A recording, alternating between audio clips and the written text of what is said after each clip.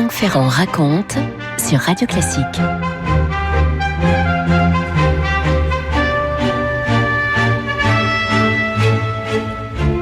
Depuis 15 ans maintenant, depuis que mon ami l'avocat bruxellois Hippolyte Wouters m'a initié à la question, j'accumule les indices tendant à prouver que l'œuvre immense, que l'œuvre incomparable que l'on connaît et que l'on joue sous le nom de Molière, n'aurait pas été, du moins pour l'essentiel, écrite de la main de Jean-Baptiste Poquelin. La question n'est pas nouvelle, c'est le moins qu'on puisse dire, puisqu'on a célébré il y a 2 ans le centenaire des articles de l'écrivain Pierre Louys posant la question de la paternité des œuvres de Molière. C'était dans une série d'articles parus d'abord dans Comédia et également dans le grand quotidien du soir de l'époque qui était Le Temps. On était au lendemain de la Première Guerre mondiale. J'ai publié moi-même sur la question plusieurs articles et le chapitre entier d'un de mes livres, L'Histoire interdite. J'ai donné pas mal de conférences sur le sujet, j'ai intégré la question à mon spectacle Histoire, mais depuis le premier jour, je suis convaincu que le meilleur moyen de faire comprendre cette affaire complexe au plus large public, ce serait d'en faire un roman. Eh bien, à l'occasion des 400 ans de la naissance de Molière, j'ai l'honneur de vous apprendre que c'est chose faite et le bonheur d'ajouter que le roman en question est parfaitement réussi, au point, je crois, qu'on puisse parler d'un petit chef-d'œuvre. L'auteur est une habituée des fictions qui se passent au grand siècle, c'est la chère Ève de Castro. Le titre de ses confessions croisées, imaginées avec une connaissance aiguë du sujet et avec la plus affûtée des psychologies, c'est L'autre Molière. L'autre Molière, aux éditions bien nommées de l'Iconoclaste.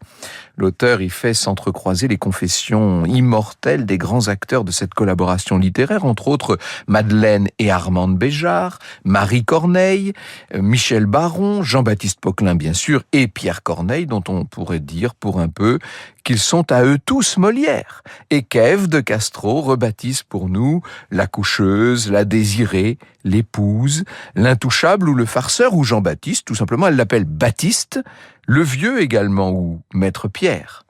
J'ouvre ce bel ouvrage au chapitre où le jeune et beau Michel Baron, qui est l'acteur fétiche de la troupe et qui bientôt sera le chef du théâtre français, où Baron rend visite à Corneille peu après la mort de Molière. C'est Maître Pierre qui parle et il appelle Baron le petit. Le petit a deviné que les mots d'amour écrits pour la nymphe Psyché étaient les miens, adressés à Armande qui tenait le rôle-titre. A-t-il compris le reste ? Il prétend n'avoir jamais ouvert l'armoire aux manuscrits. Ce meuble occupe le fond du cabinet où notre farceur faisait semblant de travailler, dedans rien n'est classé. Quand ils se présenteront rue de Richelieu, les huissiers chargés de dresser la liste des biens du défunt y découvriront les étapes successives du Tartuffe, celles du Misanthrope et de Don Juan, plusieurs trames inspirées de l'Espagne et de l'Italie, des bouts de scènes écrites sur un coin de table, des recueils d'anecdotes achetés à bas prix. L'écriture du Tartuffe en 3 actes est la mienne. Celle d'Amphitryon aussi, le Misanthrope et Don Juan mélangent nos 2 plumes. Je crois être seul à savoir où Baptiste cachait la clé. Toujours penché vers le feu, le petit a demandé « Viendrez-vous bientôt voir Armande ?»« Comment est-elle » Il s'est retourné. « Comme vous l'imaginez, vous la connaissez mieux que moi. Connaît-on véritablement une femme sans l'avoir jamais touchée ?» Il est passé derrière mon fauteuil et a jeté ses bras autour de mon cou. Personne d'autre que lui, pas même mes enfants n'osent faire cela. Il est resté ainsi un moment, sa joue contre mon oreille, il a murmuré « Elle m'a voulu dans son lit par caprice, vous le savez. Depuis, elle me hait. » J'ai pivoté sur ma chaise pour le regarder, ses yeux étaient pleins de larmes. J'aimerais savoir pleurer. J'entre en des sentiments qui ne sont pas croyables, j'en ai de violents, j'en ai de pitoyables, j'en ai même de bas et qui me font rougir, mais au bout, jamais rien ne paraît, le monde est un chaos, son désordre excède tout ce qu'on y voudrait apporter de remède, et moi, dont les jours les plus beaux font d'effroyables nuits, je ressemble à un marbre.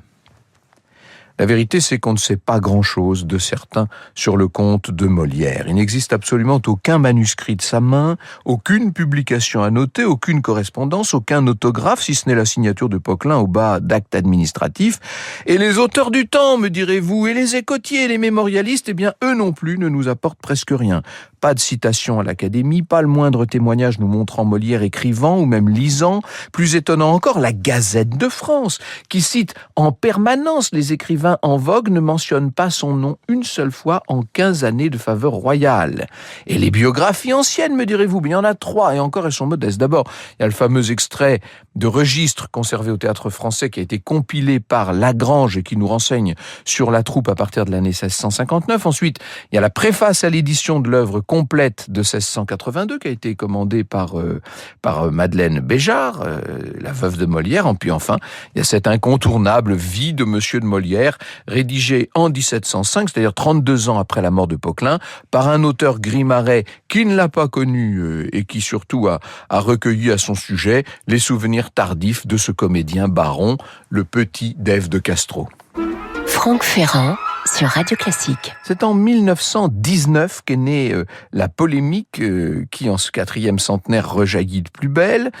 Celui qui a émis le doute, c'est un grand écrivain plutôt sulfureux, c'était Pierre Louys, qui était très érudit, qui connaissait le 17e par cœur. 20 ou 30 ans de lecture réellement encyclopédique et de pratique de l'écriture sous toutes ses formes l'avaient mis en possession d'une érudition sans égale, alliée à une connaissance intime des plus obscurs arcanes de la poésie, nous explique Jean-Paul Goujon et Jean-Jacques Lefrère dans un ouvrage qui s'appelle « Ôte-moi d'un doute » qui était paru chez Grasset, qui est passionnant. Qui parmi les contradicteurs de Pierre Louys pourrait se flatter aujourd'hui, nous disent-ils, de telles connaissances littéraires et historiques? Or, Louys est formel, je le cite, « Il est évident que Pierre Corneille domine toute la vie de Molière, qu'il a collaboré à plusieurs de ses pièces et que l'une d'elles, Amphitryon, est tout entière de sa plume si l'on néglige quelques interruptions très faciles à détacher et quelques rares fragments de scène. Ainsi donc, Amphitryon serait réattribué à Corneille. Ce n'est pas le style de Corneille, c'est la signature de Molière qui a besoin de preuves, disait Pierre Louys, qui bien sûr a suscité une levée de boucliers absolument terrible. Les moliéristes se sont insurgés et réinsurgés à plusieurs reprises à chaque fois que Pierre Louys prenait la plume. Et jamais ils n'ont accepté, bien sûr, la thèse qui a été émise à l'époque. « Je n'attaque pas Molière, homme de théâtre », leur disait pourtant Pierre Louys. « Molière est le meilleur homme de théâtre qu'il y ait eu en France avant Beaumarchais. Simplement, il y a 2 textes dans l'Imposteur, c'est-à-dire dans Tartuffe. Il y a 2 textes dans la scène admirable d'Elmire et de Tartuffe. Les grands couplets de Tartuffe sont presque entièrement du texte premier, tel Quatrain, qui n'en est pas, se détache comme un noyau de pêche du premier couplet dont il dénature la pensée. » Vous écoutez Radio Classique. Pâques 1658, Jean-Baptiste Poquelin, il a 36 ans à l'époque. Jean-Baptiste quitte brutalement Grenoble et le sud de la France avec Madeleine Béjart pour aller traverser en hâte la moitié du royaume et venir 6 longs mois durant s'installer à Rouen, à quelques encablures de la maison des frères Corneille, au jeu de paume des Braques. On est à l'angle même de la rue de la Pie où résident les Corneille. La plupart des moliéristes glissent, pour tout vous dire, sans s'apesantir sur cette étonnante coïncidence. Molière, disent-ils, ne serait venu en Normandie que pour se rapprocher de Paris, où il effectue pas mal d'incursions discrètes, semble-t-il, pour préparer la troupe aux nouvelles fonctions qu'on lui destine. Est-ce qu'il n'aurait pas, dans ces conditions, été plus simple pour lui d'aller s'installer à Paris? C'est la question que j'ai envie de poser. Bref, il y a un miracle Molière, et c'est lui qui pose question depuis maintenant si longtemps. C'est le miracle qui consiste à transformer un trousseur de farce en dramaturge de haute volée. Une transfiguration qui, faut-il le préciser, est absolument unique dans l'histoire de la littérature.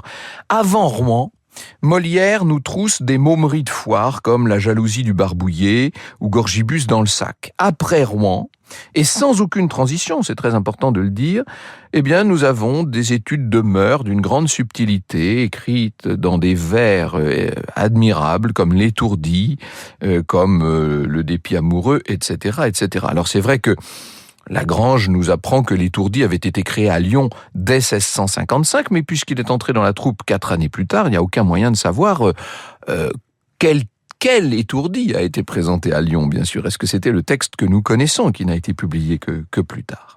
Ce brusque passage de la chenille au papillon, cette éclosion d'un brillant écrivain dans la peau d'un simple amuseur, fait partie du dogme Molière, mais ne laisse pas d'interroger ceux qui ont un peu d'esprit critique quand même. Lorsqu'en octobre, au retour de Rouen, propulsé du jour au lendemain, comédiens ordinaires de Monsieur Frère unique du roi. Il faut peut-être voir ici la patte de l'abbé de Connac, mais je n'entrerai pas dans ces détails. Lorsque donc Molière et ses comparses jouent pour la première fois au Louvre, devant le roi, devant la cour, la tragédie qu'ils interprètent, c'est Nicomède d'un certain Corneille. Et 3 semaines plus tard, devant le même public, ils donneront, après les précieuses ridicules enlevées de rideau, ils donneront Cinna du même Corneille. Corneille qui a fait en même temps que le voyage de Paris parce qu'il devait rencontrer le nouveau protecteur de sa famille qui était le surintendant Fouquet. Molière et la troupe vont enchaîner avec Héraclius, avec Rodogune, avec la mort de Pompée, toujours de Corneille. C'est Georges Couthon. Georges Couthon présente l'édition de Molière dans la Pléiade. Il n'est pas du tout suspect d'être favorable à la thèse que j'évoque ce matin, mais Georges Couthon reconnaît l'obstination de Molière à jouer du Corneille est frappante. Il reprend des pièces anciennes, il monte des pièces nouvelles, tout se passe comme si, avec une obstination digne de meilleur succès, il avait voulu se faire l'interprète de Corneille, voire imposer Corneille comme son interprète. Or, vous savez que très vite, Molière va jouir de la faveur du roi, ce qui lui apporte un appui incomparable, et ça va être l'espèce de feu d'artifice de grandes pièces qui, avec les fâcheux en 1661, ne cessent plus. Tartuffe en 64, il y a eu l'école des femmes en 63, il y aura Don Juan en 65, et le misanthrope, Amphitryon, l'avare, Psyché, les femmes savantes. Est-ce que j'ai besoin de parler de tout ça? On est quand même loin des 3 docteurs Rivaux et de Gros René l'écolier, si vous voulez. Mais certains nous disent, ne touchez pas à cette histoire, c'est le miracle Molière. Miracle qui se double d'un prodige quand on sait que Molière a quand même une 50aine de bouches à nourrir, une 50aine d'égos à gérer, devrais-je dire, quand on parle de troupe de comédiens, que c'est un courtisan assidu, qu'il monte des spectacles multiples et parfois simultanés, qu'il gère les spectacles à la ville, les spectacles à la cour, qu'il est obligé par quartier d'assumer une charge à cette cour, enfin bref. C'est assez extraordinaire. Et puis, on pourrait citer, mais là je ne vais pas entrer dans tous les détails, mais on pourrait citer par exemple la quantité d'allusions dans Don Juan, par exemple, à l'introduction à la vie dévote de Saint François de Sales. Saint François de Sales, dont aucune édition, bien entendu, n'apparaîtra dans l'inventaire de la maigre bibliothèque de Jean-Baptiste Poquelin. Alors que Pierre Corneille, lui, avait traduit en vers l'introduction à la vie dévote, et que il avait évidemment fait tout ça dans l'année qui précédait Don Juan. Vous voyez, par exemple. Bon. Au mois de décembre 1662, voilà que le grand Corneille, avec sa femme, avec son frère Thomas et sa belle-sœur, tout ce petit monde vient s'installer à Paris, chez le duc de Guise, autant dire tout à côté du domicile de Molière, rue Saint-Thomas-du-Louvre. C'est la première fois de sa vie à 56 ans que le grand poète rouennais abandonne sa ville natale, lui qui n'avait même pas fait ce sacrifice au moment où il avait été pourtant élu à l'Académie française. Alors, vous allez me dire, mais d'où sort-il tout ça? Mais tout ce que je vous dis là est très facile à vérifier, bien entendu. C'est très simple même. Voilà ce que nous dit Hippolyte Wouters, et il le dit tout bonnement à sa manière. N'est-il pas normal, dit Hippolyte, humain? N'est-il pas inévitable lorsqu'on est surchargé de travail et de mondanité, que l'on doit faire l'homme orchestre pour faire face à des exigences répétées, rapprochées, royalement impératives? N'est-il pas normal de faire appel à de la main-d'œuvre talentueuse et disponible qui permette de remplir ses obligations contractuelles? Qui cela regardait-il? En quoi cela était-il impensable? Pourquoi cela aurait-il été choquant? Franck Ferrand sur Radio Classique. Alors j'entends de l'autre côté du poste, si je puis dire, les plus sceptiques d'entre vous dire « Mais enfin, si Corneille avait travaillé pour Molière, ça aurait fini par filtrer !» Eh bien oui, mais c'est ce qui s'est passé, figurez-vous. La première indiscrétion, elle a été commise par l'éditeur Quinet, lorsque, en 1662, il a adressé son édition du Dépit amoureux à un haut magistrat et il lui a présenté cette pièce comme étant, je le cite, « de l'auteur le plus approuvé de ce siècle ». titre auquel Molière, après 3 années de comédie, ne pouvait en rien prétendre, mais qui convenait en revanche très bien à la réputation de l'illustre Corneille. Deuxième divulgation, alors là c'est encore plus explicite, ça concerne cette fois un des grands chefs-d'œuvre, c'est Psyché, créé en 1671 sous le nom de Molière, comédie dont personne alors ne songerait à contester l'auteur, seulement Psyché est une comédie-ballet dont les intermèdes musicaux ont été conçus par Philippe Quinault. Et parce que Quinault tient à signer sa contribution, eh bien, l'éditeur va préciser tout ce qui se passe. Et voilà ce qu'on lit. C'est comme si d'un seul coup on levait le rideau sur les coulisses.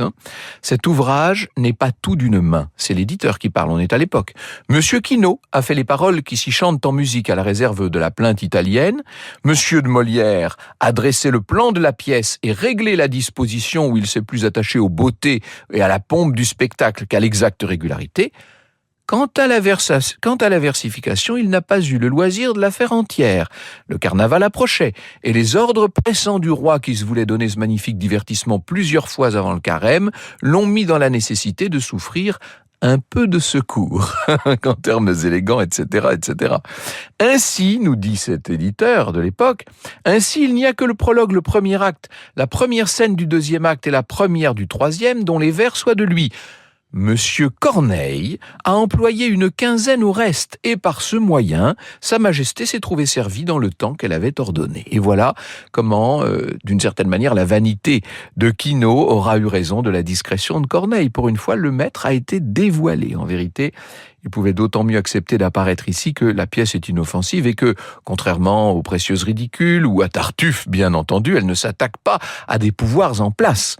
Encore pouvait-elle paraître excessivement sentimentale sous la plume du grand tragédien. Son neveu Fontenelle écrira du reste dans sa vie de Monsieur de Corneille qu'ayant écrit Psyché à l'ombre du nom d'autrui, son oncle s'y est abandonné à un excès de tendresse dont il n'aurait pas voulu déshonorer son nom. Ça, c'est Fontenelle qui nous le dit. Alors, pour ce qui est de la part concédée à Molière par l'éditeur, vous avouerez qu'elle pose même question en tant que telle, mais je ne vais peut-être pas entrer dans tous ces détails-là. Sachez en tout cas que plus vous observez les pièces dites de Molière, plus vous en lisez les vers en les détachant un à un, et plus vous vous rendez compte que certains empruntent effroyablement au style de Corneille. Est-ce que ça veut dire que Corneille a entièrement écrit les pièces de Molière ? Non, et c'est pas du tout ce qu'il s'agit de dire. Il y a sans doute eu collaboration. La collaboration de Corneille s'est contentée d'être littéraire, purement littéraire. Le génie du théâtre dans l'affaire, celui qui conçoit, celui qui trousse, celui qui organise les pièces et qui nous fait en rire, reste évidemment Molière.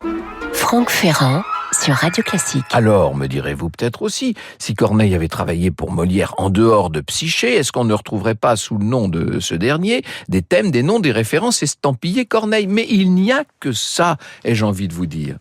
Un pseudonyme de chercheur de talent, François Vergniaud, qui se fait appeler comme ça dans un ouvrage qui s'appelle L'auteur imaginaire, a fait toute la liste des manières, des tournures, des spécificités cornéliennes qui sont partout présentes dans les œuvres de Molière. Ce sont, dit-il, les mêmes tics de langage, les mêmes néologismes, les mêmes normandismes, les mêmes fautes d'orthographe aussi, et puis ce penchant pour le droit, pour la théologie, cette capacité de s'autociter, les emprunts au même répertoire, parce qu'à force de jouer Corneille, plaident les moliéristes, Molière avait fini par acquérir les mêmes réflexes. Et son génie de la langue et du vers, devait-il ajouter, était directement inspiré de celui de Corneille. Alors quand même, voilà ce que Hippolyte Wouters et Christiane de Ville de Goyer ont relevé, mais il y en aurait tant et tant de choses à dire. Par exemple, la multiplicité des consonnes dures. On trouve dans le Misanthrope ce vers « Redoutez tout après un tel outrage ». Les consonnes douces. Quand je ne vous vois point, je ne suis point joyeuse. Les monosyllabes. Son cœur de ce qu'il sent n'est pas bien sûr lui-même. Ça, c'est dans le Misanthrope. Les allitérations. Et rien des vains efforts de mon infirmité dans Tartuffe. Consonnes répétées dans le même ordre. Et de quelques lauriers qu'on couronne un vainqueur. Ça, c'est dans Amphitryon. Les verbes nombreux. De savoir prier Dieu, m'aimer, coudre et filer. Ça, c'est dans l'École des femmes. Et dans Amphitryon, le verbe au 7e pied. N'importe, je ne puis m'anéantir pour toi. Et les substantifs tellement variés. En vous est mon espoir, en vous est ma quiétude. De vous dépend ma peine ou ma béatitude. Ça, c'est dans Tartuffe. Bref. Il semblerait qu'à la rencontre providentielle entre un vieux poète génial mais passé de mode et devenu nécessiteux, et un jeune chef de troupe génial aussi dans sa compréhension du théâtre, mais beaucoup moins doué que l'autre pour versifier, que cette rencontre aura donné naissance à la collaboration la plus discrète de l'histoire de nos lettres et à l'œuvre la plus immortelle du grand siècle. Le mot de la fin, je le laisse à Ève de Castro, bien sûr, dont l'autre Molière chez l'Iconoclaste vous permettra de prolonger avec bonheur cette semaine spéciale sur Radio Classique et ce podcast spécial Molière. Le roman d'Ève est de ceux qu'on ne peut pas lâcher et dont on a toujours envie de lire un petit chapitre de plus avant de passer à table ou d'éteindre la lampe de chevet, vous savez. Et cette fois, c'est l'intouchable, c'est le farceur Jean-Baptiste, c'est Molière lui-même qui vous parle depuis son au-delà. Quel beau monstre à deux têtes nous avons fait ensemble, le vieux et le farceur. Mon prodigieux complice si peu doué pour le bonheur, et moi le risque tout, qui aimait si fort à la vie. La vie. Même les matins où les contraintes m'épuisaient, même les soirs où la mélancolie m'endeuillait, même quand le petit s'offrait à d'autres désirs, même les nuits où ma femme boudait mes étreintes, même celles où la toux me déchirait la poitrine, je l'aimais, la vie. L'avoir perdue me la rend plus chère encore. Dans une quarantaine d'années, précisément en l'an 1716, un musicien allemand du nom de Jean-Sébastien Bach va écrire une cantate qui vous enchantera. J'aimerais pouvoir vous la faire entendre là, maintenant. Elle résume ce qu'au bout de notre chemin, je voudrais vous léguer de moi. Ce n'est pas, bien sûr, au baladin Molière que ce chant s'adresse, mais il me semble que c'est de moi qu'il parle. Il dit que ma joie demeure, oui, le reste est accessoire. Que ma joie demeure.